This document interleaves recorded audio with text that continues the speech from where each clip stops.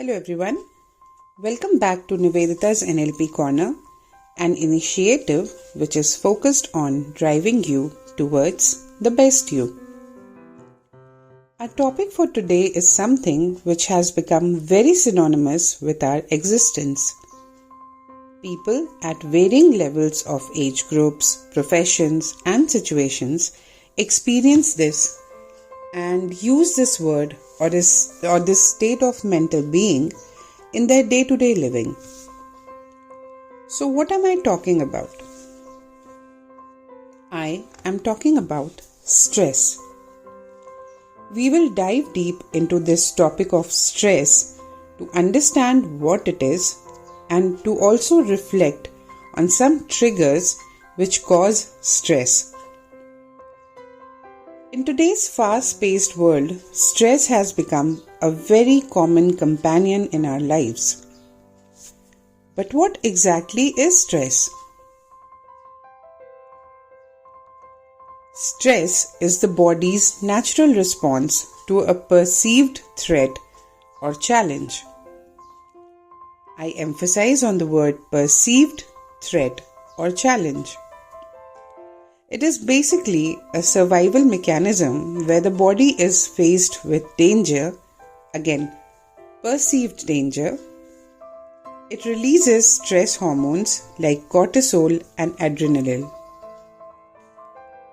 Let us look at some facts and figures to substantiate what we think is a problem in the current era. According to the GOQII India Fit Report 2022-23 Stress and Mental Health Study, which was conducted among 10,000 plus Indians, the top two major factors affecting stress levels are the workplace environment and financial instability. This survey, which is part of the India Fit Report 2022-23, titled Game Changing Health and Well-Being Revolution in India, indicates that about 24% Indians are struggling with stress. Now 24% is a huge number, and that too coming from a sample size of as small as 10,000 plus Indians.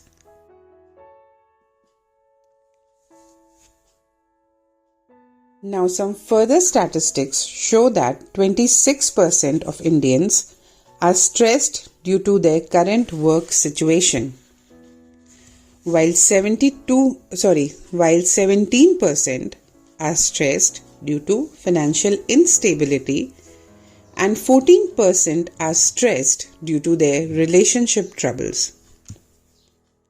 Though in percentage terms these figures may appear smaller, but this indicates a huge number of people given the population of a country. There can be no better time to stress that mental health and well-being is very, very important, and to create awareness about well-being of our mental state, well-being of the mind is absolutely important. Stress in simplest of its terms can be explained as suppressed time, resources, enthusiasm, strength, and the power of our subconscious mind. So when we are stressed, the same resources or the same things which help us succeed in anything become reversed. They have their reverse effects. Whatever time we have, we are not able to utilize it. The resources that we have, the skills that we have, they are not being put to potential use. Our enthusiasm is suppressed.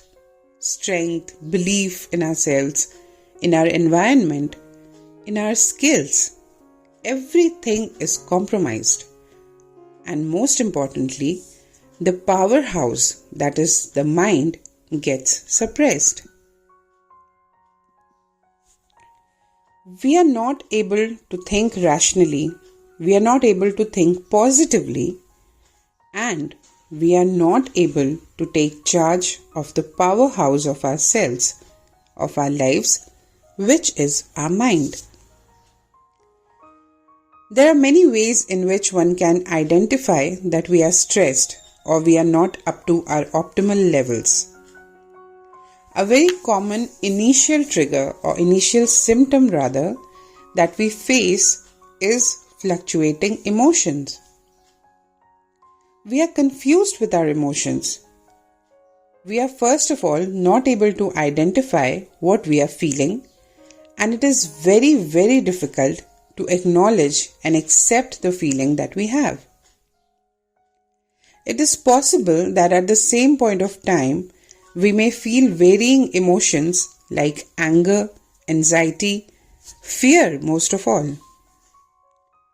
We may feel that we are confused, and we may also feel extremely suppressed to the level that we feel we are a complete failure. Now, what if I tell you that stress is something which can also be positive? Yes, so let's look at the types of stress. The first type is eustress.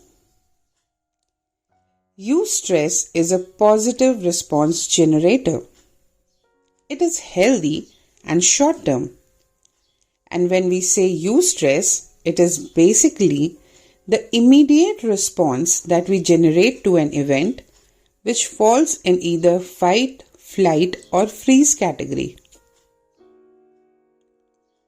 So eustress is short term and it is only concerned about what our immediate response to a situation should be. For example, if you see a tiger, your immediate response would be either to run away, that is flight, or to freeze. That would be the immediate one. You will not stand there and try to evaluate, calculate your emotions and then decide upon a response. There are times when the immediate response could be to freeze because that is what you choose. So, when we are talking about the immediate response to any event, this is not harmful then. This is not harmful to your mind then. Yes, if you are trying to respond with a freeze action, then it can be harmful for you as a person. But talking about the mental health and the mind, that thought is not bothering your mind. So eustress is basically an indicator of how you respond to situations. It is when things are within your coping ability. Eustress can also lead to performance improvement because it is motivational. It is short term. Now, when does this become negative? When does the stress become negative? It becomes negative or problematic when it reaches the level of distress. Distress is when your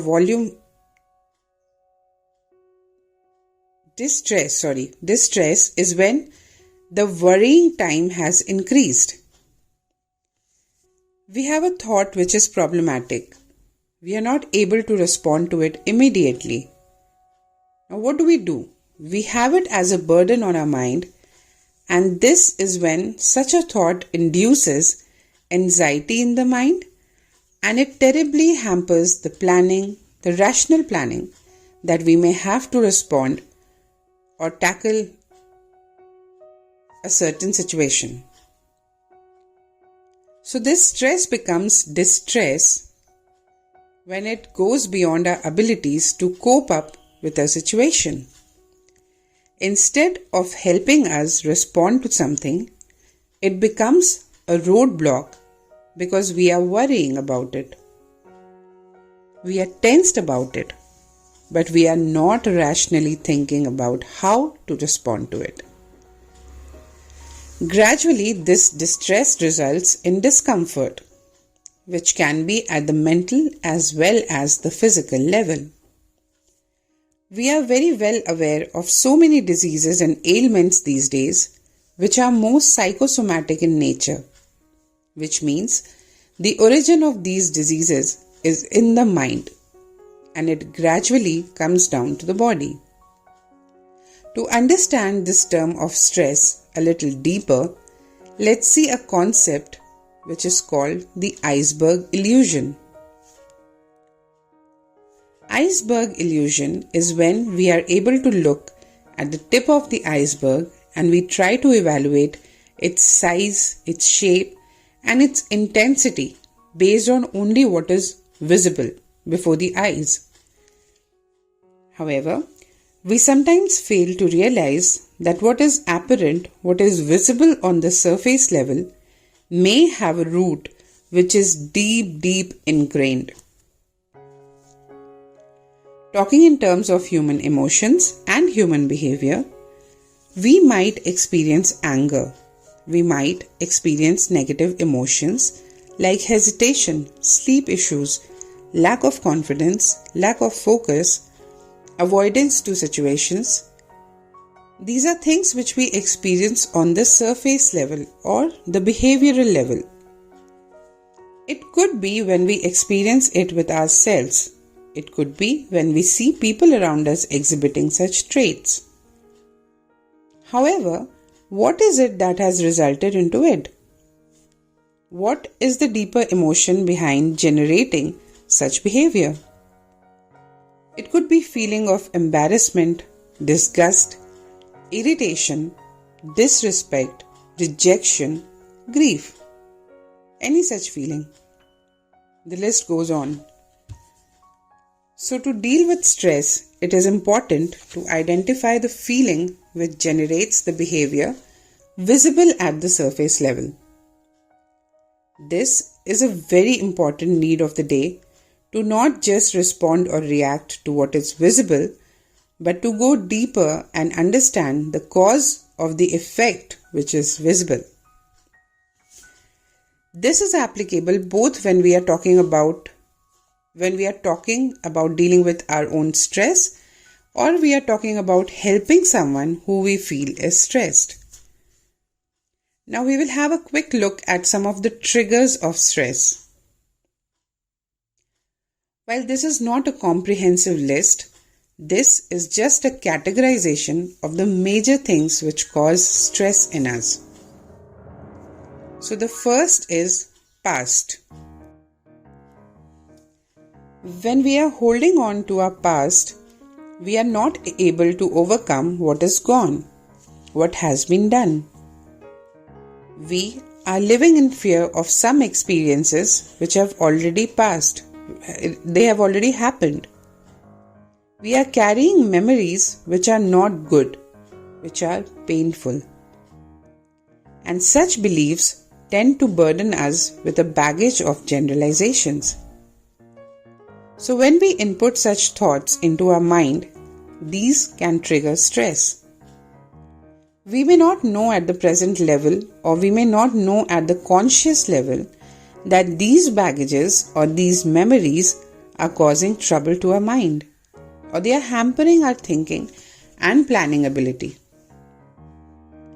But if they are present in the mind, they can really be problematic for our mental well-being. Second category is about the present. If we are not able to be mindful, we are not living in the moment. Rather, we have a cloud of thoughts which are wandering all the time, and that can cause stress because you are not giving 100% attention to what the current time is or what the current happening is. Again, fear. Any kind of fear in any situation is always stressful. And very importantly, when we are unable to identify and acknowledge our true emotion, our true feelings, it causes a confusion in mind. It causes a state of mental being where there are clouds. There are wandering clouds of emotions and feelings, and we are not able to channelize them properly. So that again leads to stress. Third category is when we are too much worried about the future. Planning for future is eustress, like we had just learned about the types of stress. So if we are planning about something in the future, it is fine. But if we are letting that planning or we are letting that thought that we need to plan burden ourselves, then it becomes problematic. Because future is not in our control. Whatever we expect may not happen in the future exactly the way we want it. There is a lot of uncertainty related to future. Even if there is very effective planning about everything, we may not get results as we had planned for or expected. So acknowledging this trait or this characteristic of future is very important. So this was about today's video. Thanks for joining us on this journey to understand stress and its triggers. Stay tuned for our next video where we will talk more about coping mechanisms for stress. If you find this video helpful, please give it a thumbs